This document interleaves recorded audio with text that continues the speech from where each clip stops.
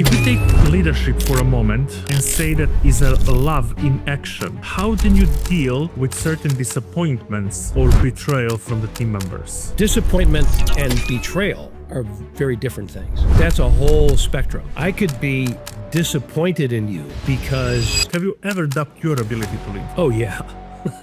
Yep. I think it's virtually everybody. Really understanding that growth comes from putting ourselves outside of our proverbial comfort zone. Can I do this? Can I pull this off? That's the nature of taking a risk, because a risk by definition means... Have you ever felt yourself that you wanted to quit? Sure, in certain circumstances. For me personally, never in the context of my overall work. I love what I do. Would belief or habit pull you out of these situations? I'm not a traditionally disciplined person. So if you look at writing, for example, there are people that get up every day and they write. No matter what, they'll write for 2 hours, 3 hours. They're just disciplined that way. I am not.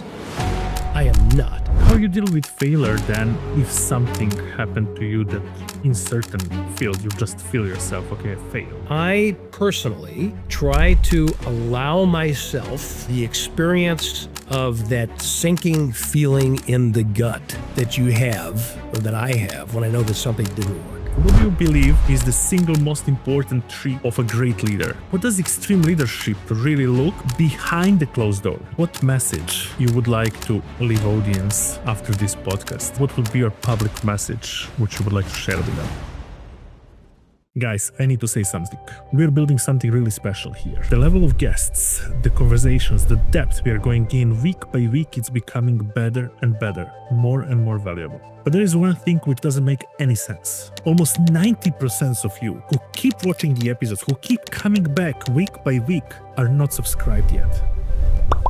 Which means one thing, you're not fully part of that journey. I get it, it's one click, it feels small, but for us, and myself personally, means everything. It tells the algorithm that we matter, it helps us reach bigger guests and create better and better podcast episodes, which at the end of the day are equally for myself like for yourself. They bring the value. So if there was ever a moment to support us, I please you to do it right now. Check if you're subscribed, and if you're not, it's completely free. It doesn't mean to you that much like it means to us. Just click the subscribe button, and by that way, you will help us grow bigger and bigger. And what I can promise you is that me and my team will continue making improves and very soon move ourselves to the real studio where we will record even more powerful episodes with same and new guests. Check, are you subscribed? And subscribe right now. Thank you. Steve, thank you for coming on this show. I want to use my chance and to start from leadership, which you're usually speaking about, and people can actually hear you a lot around that. And my first question to you is, what do you believe is the single most important trait of a great leader? Like trait, like something you personally came to discover and you believe it's the most important thing. Yeah. Well, first of all, thanks for having me, Nick. It's great pleasure to be here with you. The single most important aspect of anything is a very difficult question to answer, because it implies that there is, such an order of things, and I think that leadership is a little bit more nuanced than that. Having said that, there is one foundational thing. So I believe there is an answer to your question. What it looks like can be very different from person to person, from culture to culture, from company to company, but fundamentally, it's the extraordinary leader. What I call the extreme leader is a person who cultivates love in what they do and how they do it. So from a business perspective, it's about, you're a sales guy. From a business perspective, it's about creating a product, service, experience, etc., that the customer is going to love. Anything short of that, we don't have a competitive advantage. Now, how do you make that happen for the customer? You have to back it up a step and look at the environment in which people are working. And there's no way to create an experience that customers are going to love unless we have an environment or a culture that people love working in. And as a leader, I can't create that kind of a culture or contribute to that kind of a culture unless I have it myself first. unless I love the business, love the people, love the team, love the purpose, love the mission of the company, love the product, love the service, and all that. So if a leader doesn't start with that, then they're losing the whole foundation for what leadership is.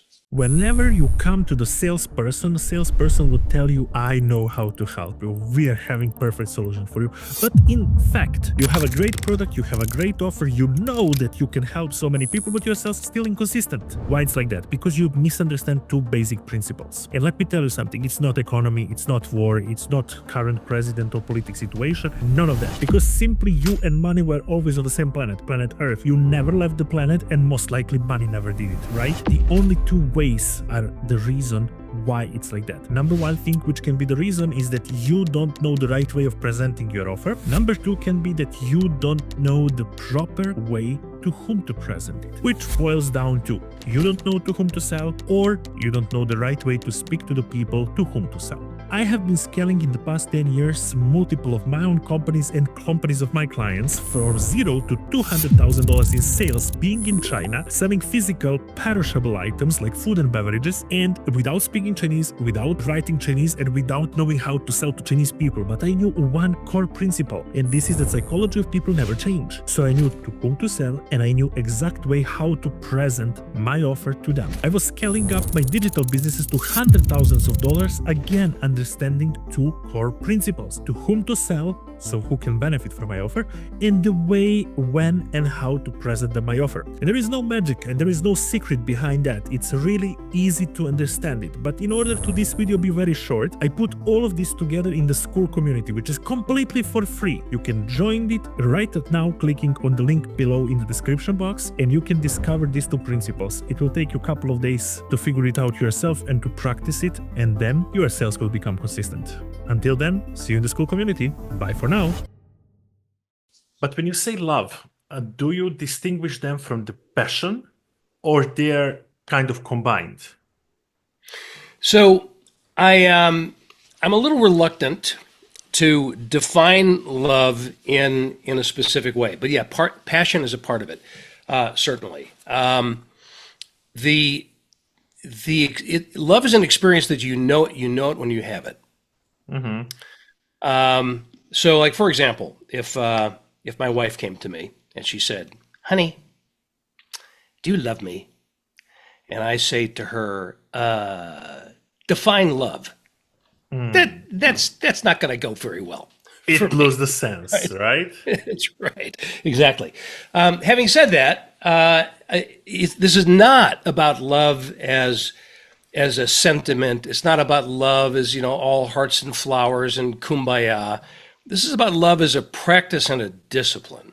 It's about getting very analytical in some ways, which sounds a little bit like a paradox, analytical about what that should look like in the way that we actually do business, or in the way that I lead.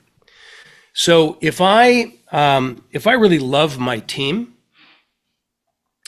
the fact that may be a very genuine experience for me as a leader of, let's say, a sales team. I love this team. Mm-hmm. Great. Well, if I'm on that team and you love me as a leader, that doesn't do me any good unless I see the evidence of it. Unless it shows up in the way that you lead, in the way that you act, in the way that you conduct business. So that's what I mean when I say it's nuanced, right? And it looks very different for different people, but fundamentally that's what it is.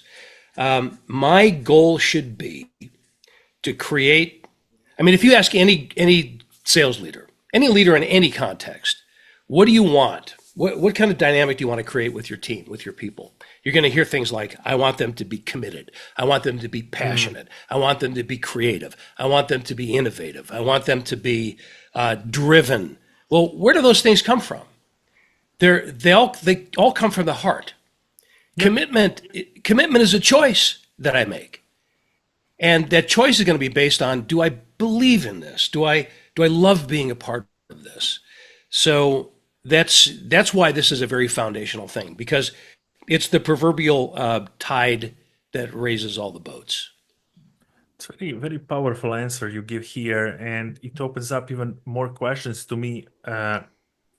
One of them is definitely, what does extreme leadership really look behind the closed door? So when you are completely alone, your office, and you're thinking of that. What does it look like behind closed doors? Yes. All Is right. there different way of you being in front of team and you being in your office preparing for certain decisions, for certain leading actions? Yeah, it's an excellent question. So there's a couple of things. It won't be a short answer. I'm just going to warn you ahead of time. Thank you for that. I am short answer challenged, by the way, just so you know. So there's a couple of things here. First of all, the phrase extreme leadership, let me just say a word about that, is really just my way of saying real leadership. Because leadership is, first of all, it's a word that we use a little bit too loosely, I think. We use it as a label or a title. But leadership is not about your position. It's not about your title. It's about who you are and how you show up and your ability to influence people to do great things, etc. And if you look at what leadership really is, it's about transformation. And transformation is an extreme act. So this is not about leadership just to get shit done. This is about leadership to really change the nature of things. That's an extreme act. So extreme leadership is a bit redundant, actually, as a phrase. Real leadership is extreme. Okay, so then what does the extreme leader do? Well, we already talked about love, but there are actually 4 elements to it. This is what I call the radical leap. Love, energy, audacity, and proof. So the extreme leader cultivates love, generates energy. So this is where that passion comes in, right? The energy, the enthusiasm, the juice to really get things done. They inspire audacity, which I define as a bold and blatant disregard for normal constraints. So this is not think outside the box. This is more like what box? This is the blank sheet of paper, all possibilities mindset. That's audacity. So they inspire audacity and they provide proof. So proof is in the results that we get, for one thing, but it's also in proving that I mean what I say by making sure that my own actions are congruent with my own words, that I do what I say I'm going to do, etc. Okay? So the extreme leader cultivates love, generates energy, inspires audacity, provides proof. Now, to your question specifically, there is an inner element of this, there's an inner focus in this, and there's an outward demonstration of it. So behind closed doors, the questions that I ask myself and that I encourage all the leaders that I coach and speak to and write about, etc., I need to ask myself questions like, why do I love this business? Why do I love this team? Or what do I love about it?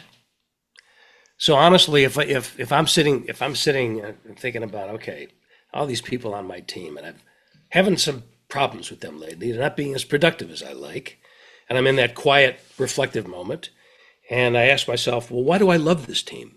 And the answer is, I don't. Oh yeah. That's good information, right? So then there's another question I could ask, which is, well, what do I love about this team, or who on this team do I really believe in? So it's not a yes or no answer. It's an opportunity to really explore, because what I'm trying to do there is inspire myself. I'm trying to light that fire in myself. Because like I said a couple of minutes ago, if I don't love this enterprise, then my only alternative is I've got to fake it. Yeah. And people have a pretty good bullshit meter. They know when I'm faking it. So this is about authenticity, of course.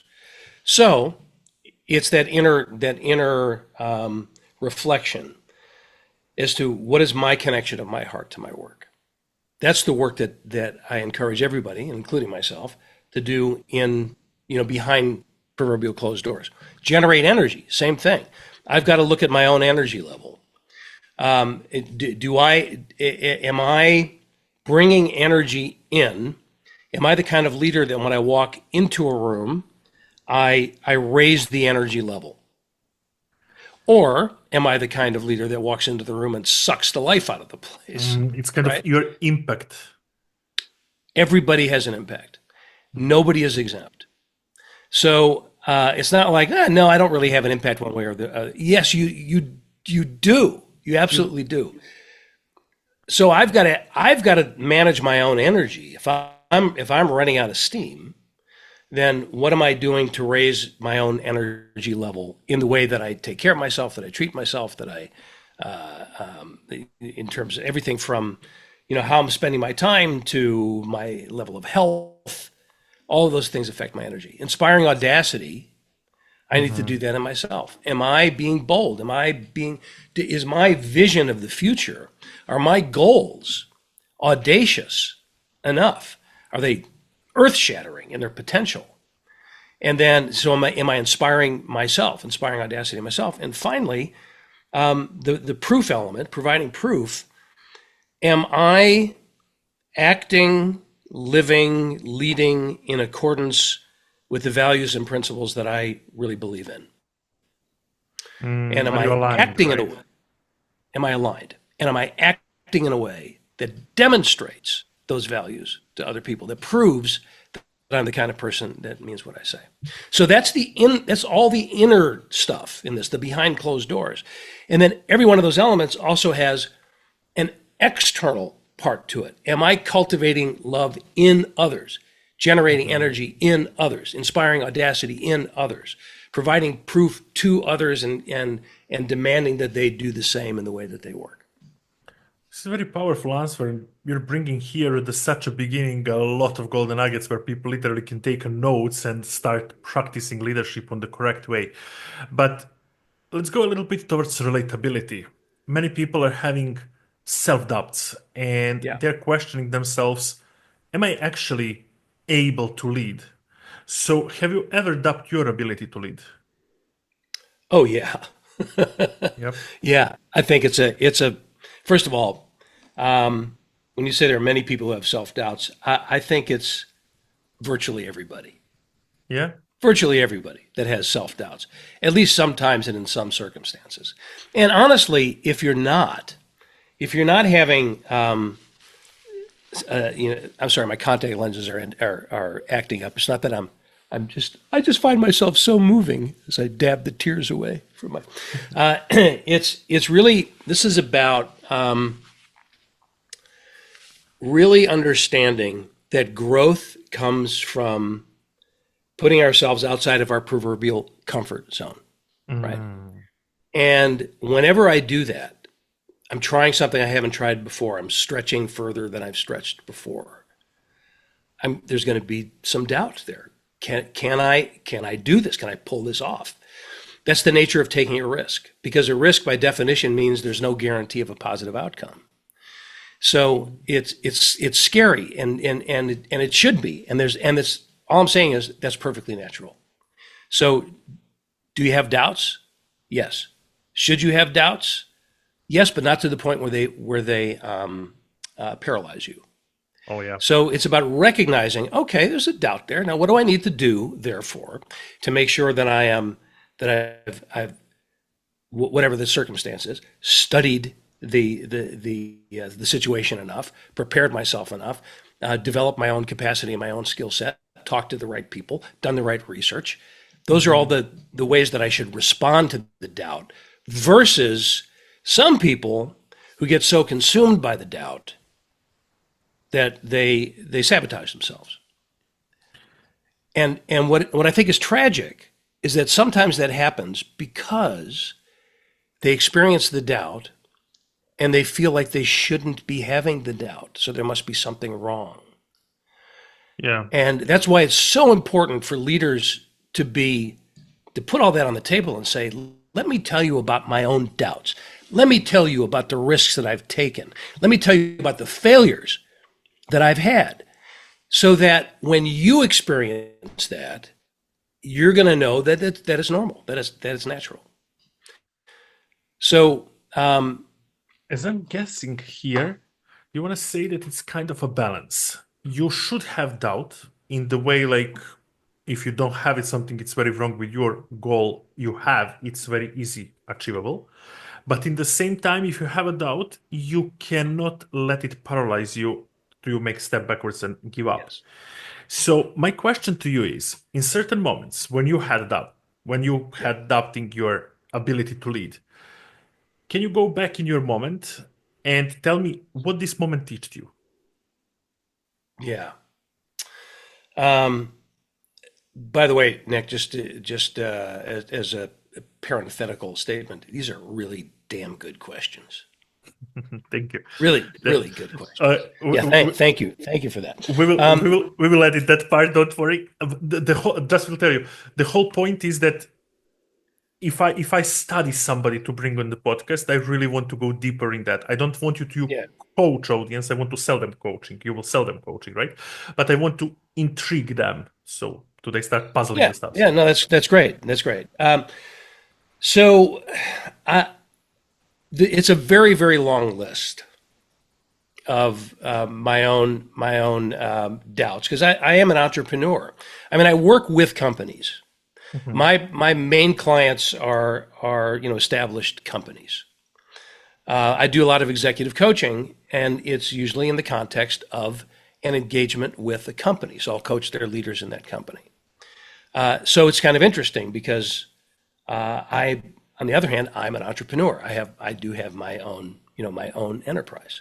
And as an entrepreneur, and I think this is true for all salespeople, whether they work for themselves or work for others, there's that element of always trying something new, trying a new approach, trying a new program, launching a new product, having a difficult conversation, having an important sales presentation or pitch or whatever you call it.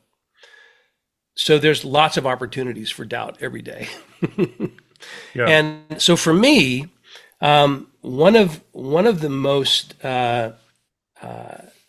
I won't tell you all the details of this because there are people involved, but in the early days of my career, I worked for a company called the Tom Peters Company. And Tom Peters, I'm guessing for your listeners who are, I'm going to say 60 years old or younger, probably don't know who Tom Peters is. But he is, his original claim to fame was a book called In Search of Excellence, which came out in the mid 80s, and really and he's written many, many books since then. But this is one of the greatest management thinkers of our day. He's retired now. He's 82 years old, 83 years old. But so I was vice president of Tom's company in the 90s. And I was convinced that in order for the health of the company, that I should, and I was encouraged by my mentor at the time in this path, that I should take on the role of president of that company. I was a vice president on the executive team. And I remember calling Tom on a weekend to share with him that I felt that he should make me president of this company. And I will never forget the feeling when the phone call was over, the feeling in the pit of my stomach that I had just jumped out of a tree. Wow. I mean, that's what it felt like. It was like, oh, I've come to call that the OSM, which is spelled capital O, capital S, exclamation mark, capital M. That stands for the oh shit moment, which is a natural part. It's tied in with the conversation about doubt and what we're talking about here. I mean, it's all, very much part and parcel of the experience. So what I learned from that was, first of all, that didn't happen. And it set in the conversation, however, set in motion a whole chain of events that really did end up transforming the company, just not in the way that I had expected it to. So what I learned was that if I feel very strongly about something, I should speak up. But I should also be unattached to the answer that I'm looking for. You mean emotionally? Yeah, and because the answer in effect was no. Hey, interesting idea, Farber, but no. But then it led to something that he told me, has told me several times since. Really kind of, he said, "Well, Farber, you started a tsunami." Were his words. In a good way, ultimately. So I learned for myself that I owe it, when I feel strongly about something, I owe it to myself, but I also owe it to the enterprise, because I love that company, to speak up about it, come what may. And I also learned that I could be very, very convinced that there is a right way to do something and be completely and totally wrong about it. And I have to be willing to be wrong. Because then the question is, okay, and this is the question that I encourage everybody to ask of themselves in virtually every situation: what can I learn from this? What did this situation tell me about myself, about business, about somebody else that I want to apply later on? So that to me, that came to mind for me because it was pivotal in a lot of ways. I mean, when I think about the ripple effects of that conversation and the reason that I stepped up and the things that I was responding to with that solution, in a lot of ways that led me ultimately, it was a few years later, to go out on my own and establish, my own kind of body of work, et cetera, all with the company's support. So everybody should be looking for those opportunities every day. We get so attached, I think, to being right all the time that it can also be paralyzing. That can, in and of itself, can be paralyzing. If I must be right, if I have to be right, then in this particular, let's say, idea that I want to do something about, or thing that I want to try, and if it has to be successful and it has to be right, that's a hell of a lot of pressure. So it's a lot easier just to not do it, because then I can't be wrong. Yeah, but right? that's the whole point of here, taking ownership and do certain stuffs and thinking about that. But you're bringing up one interesting point, which Bill Allen recently told me. The guy made $150 million in real estate. And I asked him, and I'll have the same question for you. I asked him, Bill, after so many successful numbers and after that much money, do you ever feel yourself in the ego situation in the way like, of course I can do it because I did all the way backward? And he said to me, yes, and I try to control it. It's becoming bigger and bigger by the time. So how is in your case in the leadership? Making decision by decision, of course, leads you to making better and better decisions by the time, because you're making them more frequently, like simply mathematically. But how it reflects with your ego, how you control it then in this moment, like, all right, let's be on the ground. Yes. So it comes back. It comes back to the love equation. So if the only thing I'm concerned about, and this is what I don't want people to take away from what I'm saying about love, because it's easy to listen to that and say, oh, okay, then really all I had to make sure I'm doing is that I love what I do. If that's all, then as long as I'm doing what I love, then everything's going to take care of itself and money will fall on my head, etc. That's not the way it works. Mm-hmm. I need to do what I love in the service of people who love what I do. So that's kind of the extreme leader's mantra. Do what you love in the service of people who love what you do. So yes, you're doing what you love, but you're using that to serve others, which is the opposite of an egotistical, narcissistic approach, right? If all I'm concerned about is that I'm doing what I love and I'm making the money and it's working for me and I don't really give a damn about the impact or or influence on anybody else, for example, then that's not leadership. That's I mean, Something else. all kinds of there's all it's narcissism. There are all kinds of labels we could put on it. So if I'm using what I love in the service of people, giving value to others, and those people being customers, clients, colleagues, coworkers, employees, team, whatever. If I do that well, the natural result is reciprocity. In other words, they love me in return. When you have clients that raise their hand to say, I love doing business with you guys, well, that's the Holy Grail. And not Holy Grail in that it's something that we chase after and never find. It's what that's what we want, Yes. and it's achievable, and we want more customers like that. So that is not an act of ego, that's an act of service. And I see it happen a lot, where people have great success and they lose sight of the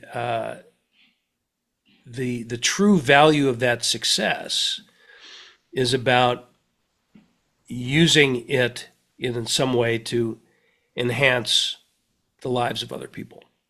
And if you look at a really successful business person, other than a con man, and there are plenty of those in this world, as we know.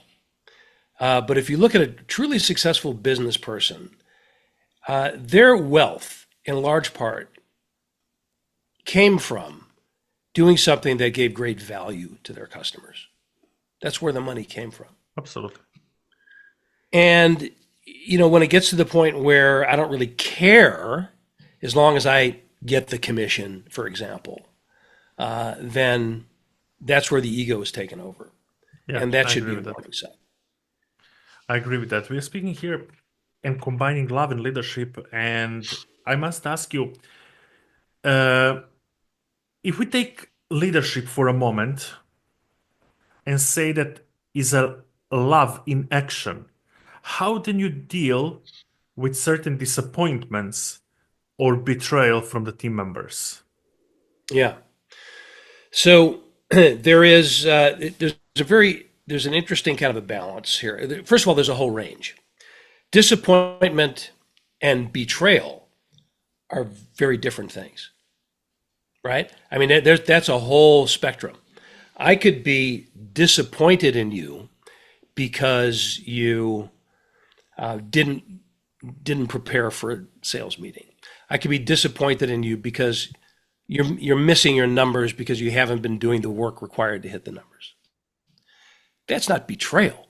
Betrayal is you stole money from me, you lied about me, you manipulated the situation to hurt me, you told me that you were committed to this, and then you went to a competitor and took all of your IP with you. That's betrayal. So I could, if I really love somebody and they betray me, then the business decision obviously is see you later. I'm not gonna, that person should not be on my team. That should be pretty freaking obvious.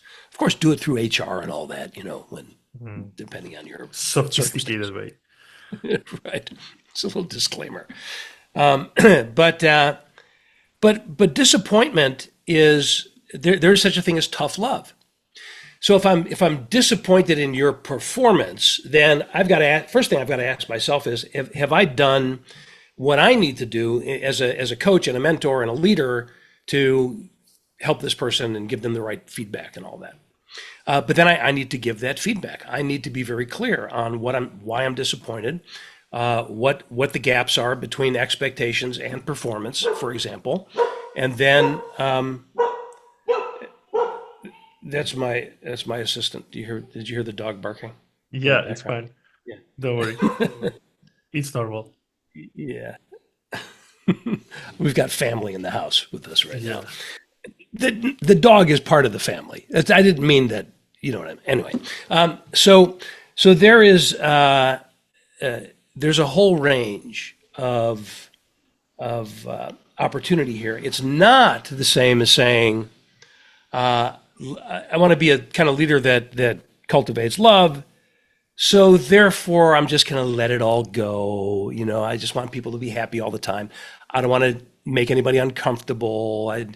That's really not love. That's something else. Yeah. So if I love you, I want the best for you and the best from you.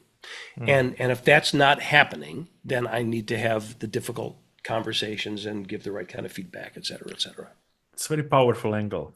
And here is something what I realize as a trend now having a social media is people literally can open social media profile, put certain bio and write CEO, founder. Yeah, right. And this is becoming that globalized around social medias that you're really starting to doubt, like, do they have any credibility for something like that? Do they truly understand it? And moreover, what's the company culture? I Yes. must tell you that me back working in China, I realized that mass of companies do not really have company culture or do not really care about that simply because the system is somebody in the family got money, you got idea, they pour that money into you, you pour it Yep. into business, and this is leading in the way sell, sell, sell, sell, sell. Quality, customer support, that's back end. They're not even taking care of that. So my Right. question to you is, from your perspective, what's the most companies misunderstand about company culture? And how does love actually play a measurable role in it? Yeah. So first of all, let's just be clear. Every company has a culture. Yeah. Every single company has a culture. And by the way, whether it's a company of one or a company of 100,000, there is a culture. The question is it the kind of culture that you want? And is it the kind of culture that really serves the needs and mission and purpose, et cetera, of the company? So not every company has an intentional culture, but Yeah. every company has a culture. So I think one of the biggest mistakes that entrepreneurs make when starting a new company is they don't pay attention to the culture, and it becomes, in other words, they're looking at, if I'm launching a company and I've got this tech product, let's say, for example, that I think is going to change the world. What am I concerned with? I'm getting the right people on board, the right developers, the right salespeople, and then I'm going after funding, and I'm talking to angel investors or venture capitalists or whatever it might be. All that's really important stuff, right? Doing the market analysis and making your projections and your pitch deck and all of that stuff. It's all important, but very rarely does an entrepreneur at that stage say, but what are we building as a culture here in terms of our expectations of each other, how we're going to operate, what our values are, and our not just values to put on a value statement and laminate it and put it in our wallets, Yeah. but the principles that we're really going to hold ourselves to and live by every day. We need to pay as much attention to that in the beginning as we do to everything else. And to create that culture in a way that's going to support the growth and expansion of the company and attract the right people and create the right output. So for the kind of company that you described, where it's all about sales and everything else is just kind of stuff that we got to do because we got to call ourselves a company, but as long as we're bringing in the sales, then that's all that matters, is at the very least extremely short-sighted, and at the very worst, that is what a con looks like, right? So where does love play into that? It's really as simple as saying, okay, if we want to create a culture that our customers will love doing business with. So in other words, we want to create a product and service or service that customers are going to love. But there's a relationship in this. We're delivering that product or service in some way. So what is the experience going to be? and the customers that we attract, what do we need to do to make sure that they love that experience? What should that look like? That's the question. Because then when we're brainstorming ideas as a team, that's a very, very high standard. Are our customers going to love this or not? If they're not going to love it, then what do we need to do to get to that level? And at the same time, all goes back to what, the first thing that I shared with you at the beginning of our conversation. It's what dynamics do we need to put in place that we love working here together? And so that could be, if you're one of the rarer companies now that actually shares a physical space, it could be everything from the physical environment to our key performance indicators, to our recruitment process, to our onboarding process. And by the way, all those things are everything except the physical space. It's all relevant to virtual companies as well. I mean, even physical space is relevant to virtual companies. Are we giving people the physical tools they need in their environment at home, for example? Yeah. Are we giving them the right technology and all that? Those are all cultural questions, and they all come down to the standard should be, are they really going to love this? Is my team really going to love this? Because it really enables them to do great work. Yeah, about their feeling. Yeah, exactly. So that's really the filter that I believe every culture should put itself to that test. So whatever industry you're in, whatever business you have, whatever configuration it is of physical environment versus virtual, that filter question, what should love look like in the way that we do business, or how can we create more of an experience that people are going to love being a part of? That's the universal filter question that I believe every company should do. And that's what we help people do in our business, is to essentially to answer that question for themselves. And it could look very, very different in different places. Yeah, and here is the thing, what I want to ask you. I'm creating this podcast always thinking about that every next guest should be on the same level as the previous one and the list of previous ones, or even higher. Simply because I'm paying attention of certain values and I'm paying attention of part of a brand. Rarely happen, but it did happen that probably 3 or 4 episodes, even after recording, I apologized and I said to people, they will not get published. Or we will redo them, or I will change the questions, or simply the person, it's not on that level where I wanted to be. This one is 100% going to be published, I'm telling you this now. But I want to ask you, in the way of leadership, you led so many companies. Have you ever had to walk away from good salary, from good profit, in order to not compromise your values and your brand? Yes, the answer is yes, and I'll give you a couple of examples without getting into too much detail. Early on, back when I was at the Tom Peters company that I mentioned a little bit ago, we had a client that was, is a Fortune 100 company that was just awful to do business with, and we walked away from it because there was complete misalignment of values in the way, not just in the way they treated us as essentially vendors to the company, but in the way they treated their employees. More important, it was an absolute desert of complete opposite of all the stuff we're talking about here. For me personally, in my own business, I had a situation recently.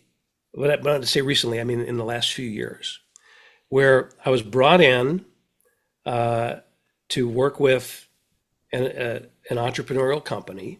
It was the CEO, the founder and CEO, who brought me in, my team and I, to work with them over a period of time to help them with their culture, create this love-based culture of leadership. And it became very, very clear pretty quickly. I mean, when I say pretty quickly, I mean 6 months into a 2-year engagement, became increasingly clear that the the problem, the obstacle in this company was the CEO, was the guy that hired me. And it became really clear that he knew all the right things to say. He knew when to nod his head at my suggestions, but then he just wouldn't follow through. And not only would he not follow through, but he would sabotage the ideas that other people were coming up with. So when we put together, for example, a culture team of employees to brainstorm on ways to improve things around here based on the surveys and feedback and the research that we did, his employees would come up with these ideas, and then he would look at them and say, no. Wow. Well, then don't ask them to do it in the first place. And I sat down with him. I went and I shadowed him for a couple of days. I literally sat in his office and watched him work, and I took notes. And lots of notes. And I'm very direct. I mean, I have a relationship with my clients, as I believe every executive coach should have, where I could call it like I see it, and it's not going to damage our relationship. I don't have any about that. So I sat down with him at dinner after 2 days of shadowing him with pages of notes. And I literally read him the notes, and in some cases read him the riot act, as we say. So I was very direct because he was doing a lot of things wrong, a lot of things. Micromanaging the hell out of people, leading through fear and intimidation, all the opposite of everything that I hold dear. And he sat there and he took the feedback and he said, you're right, you're right, you're right, you're right. I'm going to work. I told him a couple of things to work on. Try doing this, try doing that. Simple things like walk around your office and say hi to people versus, sequestering yourself in your office all day and then bringing people in and yelling at them. I mean, simple things like that. And he would agree and agree and agree and agree. Typed it all up, sent it to him, had a record of it. Didn't do squat, did nothing with it. Yeah. So we ended up parting ways. Which was obvious, right? Yeah. And the moral of the story, or I'm going to say the epilogue to the story, is they went out of business. Yeah. And I put that solely at his feet. There were changes in the marketplace in their particular industry and all that had some, effect on that. But oh my gosh, it was very, very frustrating, Nick, because, when it's really clear these principles are so clear, and they're not rocket science, but they require commitment, and they require action on the part of the leaders to at least experiment with and try some new things. And when there's no willingness to do it, combined with the intellectual understanding, because this guy was super smart. I mean, he knew all the right things to say, and that's exactly what I wanted to ask you. Is it reason mindset behind that, or intellectual capability? And obviously, it leads to that it's mindset, right? Definitely not intellectual capability, because this stuff is not very difficult to understand.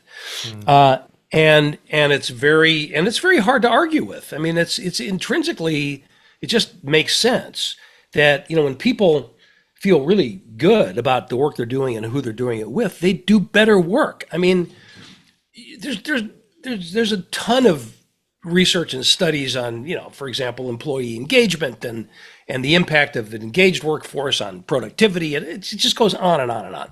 There's no debate in that. What it comes down to is, am I willing as a leader to change things in myself that can have an impact on the people around me? And a lot of times, and this was the case with this particular character, a lot of times when, not just me, but other people that do the kind of work that I do, when we're brought in to work on a company's culture, a lot of times when we're brought in by the senior team to do that, what they're thinking is, you need to come in and fix these people, Yeah. right? And when they begin to realize that, I'm the one Who is that needs being the fixed? fixing. Yeah. Then it's like, well, that's not what I bargained for. So the response is that the way I characterize it is they're like little kids sometimes. So it's like, and I know I'm overgeneralizing, but a lot of times when an executive say come in and fix these people, as far as themselves, they're what they're really saying is I don't want to do it. You can't make me. I was thinking they're little kids, and part of it is that ego thing that you were talking about, that you were asking about a few minutes ago. It's look at me. I'm a CEO. Yeah, of What course. could I possibly have to work on? Look how successful I am. So it must be these other people that are the problem. Whereas the enlightened leader, the enlightened human being, understands that there is never an arrival point. There's always something to get better at. There's always something to be to grow into, no matter how successful we are. And when you have that combination, and so I don't want to give the wrong impression. This is not the way all executives are, obviously. It's an absolute not that it's all easy, but it's an absolute pleasure to work with somebody when they bring us in and they say, help us do this. I know we have to do it ourselves. We're not asking you to do it for us. Help us do this, starting with me and us, with me, the CEO, with our senior team. Help us get better at what we do. And that's the fertile soil, and always challenging, no matter what. Steve, do you believe that people change themselves once they get certain uniform or certain badge on themselves, that they improved their status in the company hierarchy? Do they change themselves along with increased Yes, with responsibility? increasing the status. No. No, right? Not. Let me put it this way. I may have answered a little too hastily. I think there are times when somebody gets promoted to a level of responsibility, and it does change the way they think about their impact and influence on other people. So I have a heightened sense of responsibility now that I'm quote unquote the boss. Wow, I'm responsible for these people. Yesterday I was their colleague. Now I really have an influence on through the decisions that I make and the way that I now I'm responsible for running meetings and keeping track of performance and all that sort of a thing. So yeah, I think there are some people that by virtue of the heightened level of responsibility, it changes them. It's not because of the title in and of itself, it's because of what the title requires. On the other hand, it doesn't automatically happen just because somebody gets promoted. So just as often you're going to find people that say, okay, now I'm the boss, what the hell am I supposed to do now? Yeah. And sometimes it's an ego thing, and I'm the boss, because do it because I said so, and that feels good. So I believe that every certainly every promotion is an opportunity for great change, and I wish that everybody would embrace it that way, and a lot of people do. Do you think people are working in environments where love is possible, or is your message still a rebellion? So this is a leadership opportunity for everybody. So leadership fundamentally has nothing to do with your position or title, right? Mm-hmm. So what I mean by that is there are people who have very lofty and impressive sounding titles that are terrible leaders. right? And there are people who have no title, no authority. They're right there on the front line doing the work, who are great leaders. When you look at their ability to influence people around them and initiate change and create an environment by virtue of how they operate. I've met plenty of people that have no positional authority who are great leaders, and plenty of people who have positional authority who are terrible leaders. So what that means is it's an opportunity for all of us. Now, to your question, if I'm stepping into a leadership approach, regardless of my position, so I'm further down the organization, let's say, and I'm working in a place that embraces this positive culture, and I'm being called upon to help in that. Well, that's wonderful. But what if I'm not? Yeah. What if I'm listening to this conversation and I'm thinking, well, damn, I know who needs to hear this. It's those people who run this place. And they do the exact opposite of everything you're talking about. And this place is awful. But I'm here, and I really love my work, and I want to stay here. I don't want to leave. So what do I do about that? That's a leadership question. And it's this. I'll spell it out for you. The question is this: what can I do, regardless of what anybody else around here is or is not doing, to change my piece of this business for the better? Yeah, again, questioning to ourselves. Yes. So that's a leadership question. It's a challenge to myself to do something to help from a grassroots level, even and sometimes especially when it really flies in the face of what's going on around here. And then I'm faced with a choice. Do I do that or not? And leadership is a choice. I could choose to opt out. Yeah, absolutely. I could choose to say, nope, I ain't doing that. I'm keeping my head down and I'm just going to do the best that I can. That's a choice you can make. Nothing wrong with that. Just don't call yourself a leader when you make that choice. Yeah, saying about this opt-out, I'm curious, have you ever felt yourself that you wanted to quit?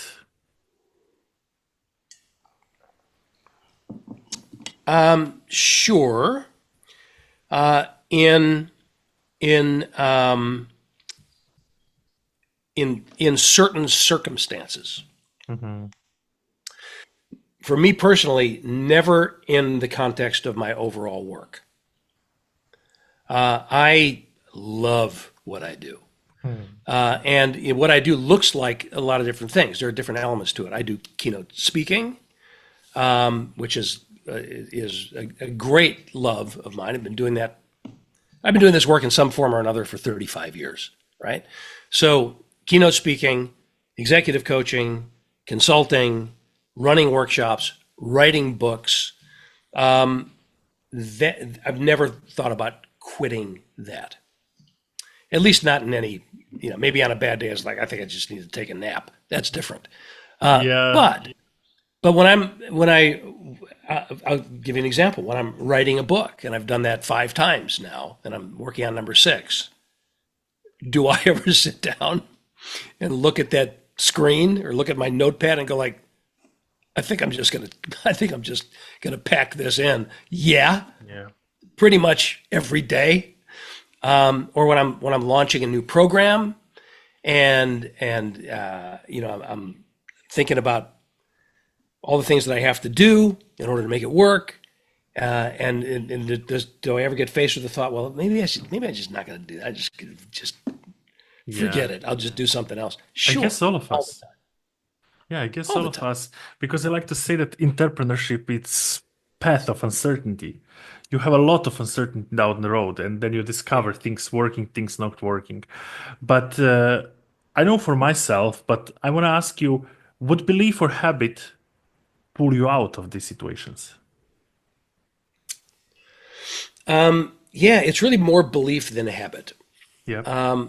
I guess, I'm tempted to say I'm not a creature of habit. I think I am in some ways, but I'm not a traditionally disciplined person.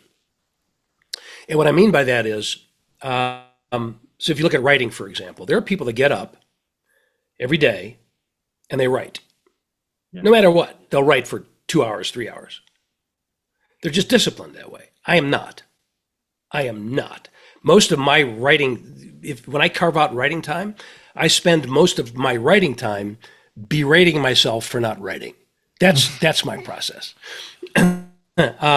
So I'm not disciplined in that way, but the belief element of it is really important to me. This is just for me personally.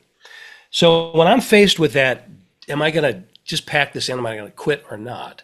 It comes down to, do I believe that I can really turn this into something great? Mm-hmm. And if the answer to that is yes, then I will stick with it. I'll talk myself off the proverbial ledge.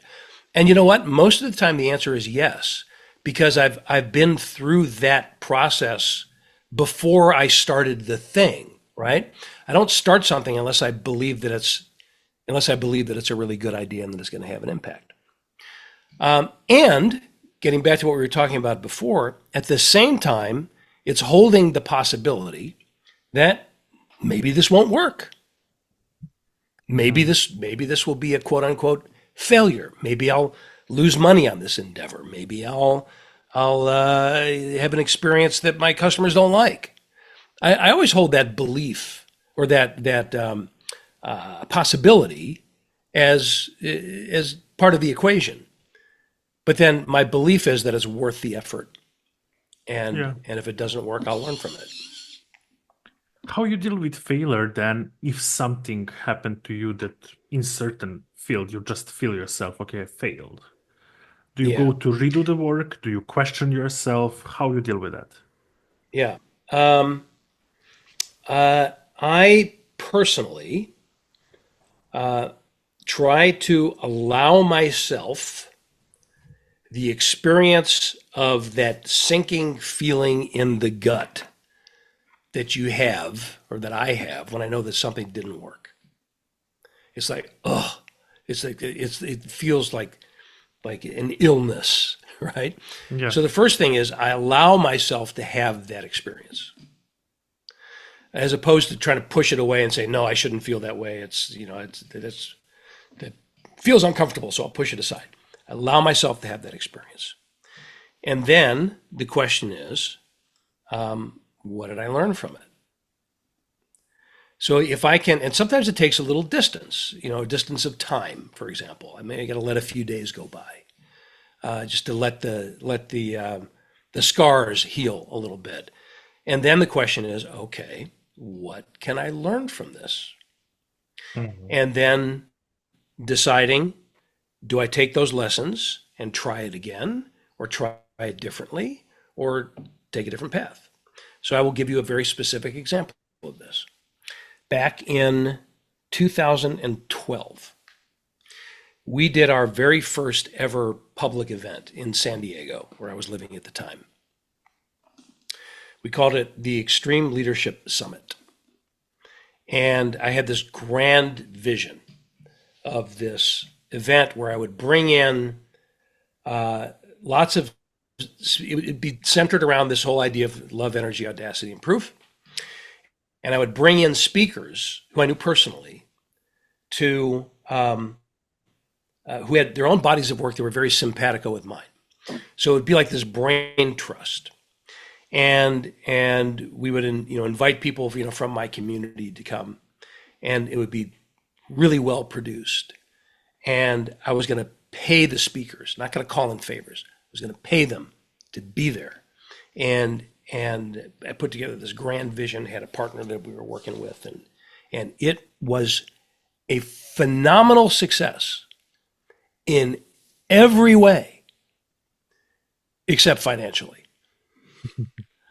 I lost I think the technical term is shit ton of money, because it was way overproduced, spent way too much money on everything from collateral material to the stage to the production crew to I paid speakers when I really didn't have to. because they all would have they would have done it because they wanted to, not because I was paying them. I mean, it was devastating. Took us a long time to get over that. So then, after we got through the worked through the scar tissue, I mean, we had, on the one hand, we had the gratification of knowing that we did create a great experience. It just kind of blew people's minds. It worked on that level, but there was a whole bunch of lessons to learn on the financial side. So then we were faced with this juncture. Given what we've learned about putting on an event, do we want to try that again? Yeah. And the answer could have been no. But I had this belief that we had something great and we could do it in a way that was financially sound. So let's try it again. And a year later, we did it again. We did it in Chicago. Similar kind of a thing. We just scaled way back on the production side, asked people to come in as a favor, the speakers. And by the way, not only did I ask them to come in as a favor to speak, I asked them to hang around for the whole conference. You changed the messaging. But I did that the first time too. I wanted people to be there. I wanted them to be able to, I wanted the participants to be able to establish relationship with the people that they were seeing on the stage and all that. And that second time around, we ended up in the black by $10,000 or something like that. So it's like, okay, that works. And then we did it again. We did it a couple more times. So every now and then I think back to that gut-wrenching, mind-numbing, emotionally devastating financial loss that we incurred from that first event. And it still hurts, but we extracted the right lessons from it, and have had lots of successes. At the end of the day, that's the most important, right? So to learn from that experience.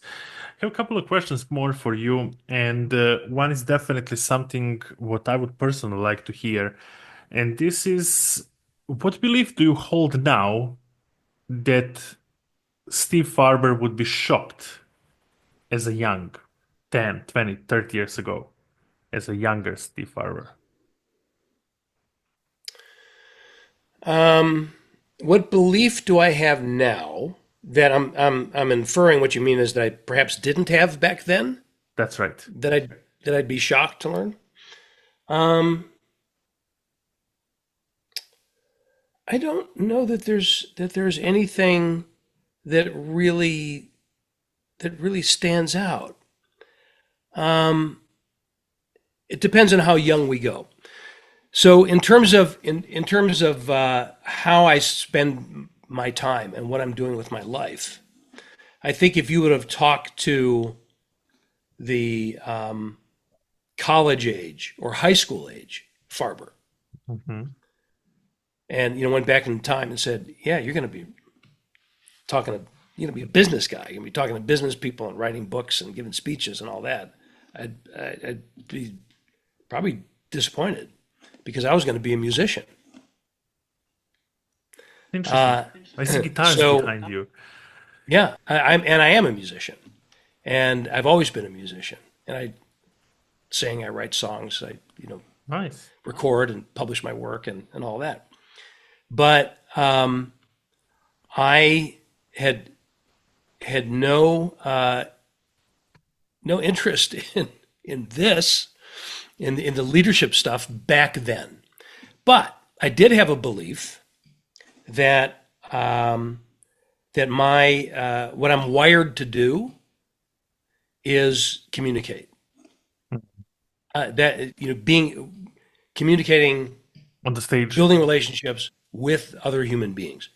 That's what I do. Music is one way to do that. Writing is one way to do that.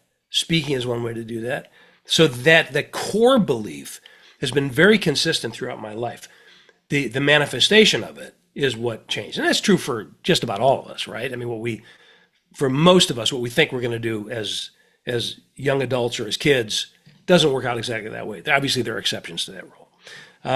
But what I've done over the years is integrated the music into my work. Mhm. So now, oftentimes, when I'm giving a keynote, I will bust out a guitar and play This some might be music. shocking for people, right? It's a disruptive. Yeah, it's so much fun. Oh my Yeah. gosh, it's so much fun. The key is that I make it relevant. So it's not Mhm. like I'm talking about leadership and then look what I can do, bust out a Yeah, I guitar. understand. But it's got to be, it's got to make sense. It's got to be consistent and align with the song has to align with the message and all that sort of stuff. But what I've ended up doing is playing my original music for audiences sometimes of thousands of people, which is what I wanted to do when I was a youngster. That's I wanted to nice. be up on stage playing my music for thousands of people. I just didn't think it was going to happen this way. Yeah. So you got a captive audience. It's like, okay, here comes the music. It's I want very to different ask from you. being hired to do that in the first place. Yeah, absolutely. But it's again, it has its own similarities. And again, you would impact people from the stage where you like to be. Uh, Yes. you wrote Yes. 5 books. You're writing sixth one right now. Yeah. What's one idea in your books that people talk about, but maybe still don't truly understand on the way you would like to they understand it? Mm. Well, I think. Oh boy, there are a couple of them. I think the love the love element still has a long way to go in terms Mhm. of people's understanding of what that means and doesn't mean and what it should or shouldn't look like. Having said that, I think that overall we've gotten, when I say we, I mean the grand we, the business people Yeah. in general have gotten a lot better at it over the years, not just because of the work that I do, but I'm not the only person that talks about this stuff, of course. So I think that's one. The other is, my third book is called Greater Than Yourself. And we're about to, soon we're going to be republishing it in paperback form. And that's really a book about mentoring.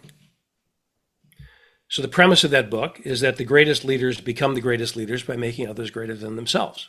Mhm. So it's mentoring in a very personal sort of a way. This is the proof of the cover right there.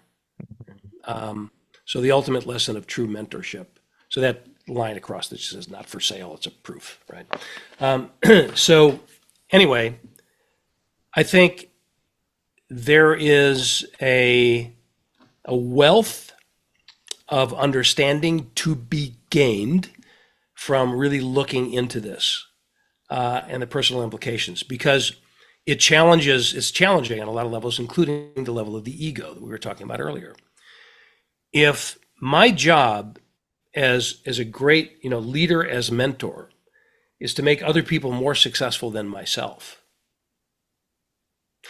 that is a challenge to my ego, potentially. Mhm. It's a challenge to the whole notion that success is a zero sum game. Yeah. Which it's a notion that we find in a lot of businesses that my success is somehow going to be predicated on your not being as successful as me, or maybe even on your failure. That the way that I get ahead is to step on yours. And there's a lot to be learned in the nuances of that. It's a messy sort of a process. So I'm really excited to be spending more time on that, kind of coordinating it around the relaunch of the book.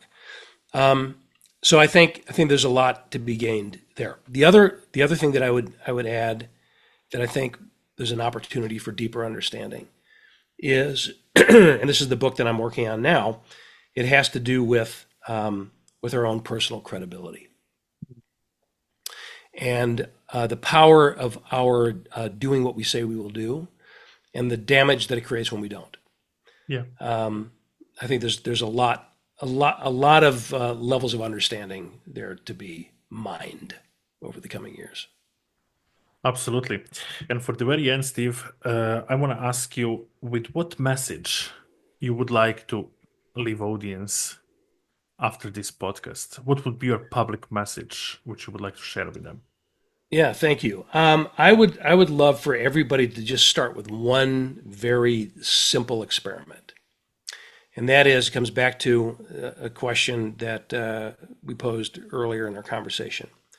To take some time and over the next couple of weeks, just ask yourself this question: Why do I love, or what do I love about this work? So generically speaking, you could say, why do I love this team? Why do I love this company? Why do I love this product? Whatever. You pick the context. The question. Why do I love this work, and how do I show it? Mm-hmm. And just see where that takes you. And let's just acknowledge that some days that question is easier to answer than other days, right? Some days is, why do I love this work? Let me count the ways. And you can write a love sonnet to everybody on your team. And other days, it's, let's just say, a bit more of a stretch. It's not, why do I love this work? It's more like, why the hell did I sign up for this? And really all I want to do is go back to bed. The more difficult it is to answer that question, the more important it is to answer that question. So just start there and see where it takes you. Steve, thank you so much. This was absolutely fabulous conversation. I really want to thank you from the bottom of my heart for your time and for all the wisdom you shared here with us. And it was such a pleasure speaking to you. Thank you, Nick. It's my pleasure. Guys, until the next episode, stay tuned. Today with us was Steve Farber, and I recommend you to check the description box below because you may find some interesting links which leads directly to his work and directly to his legacy. Thank you so much.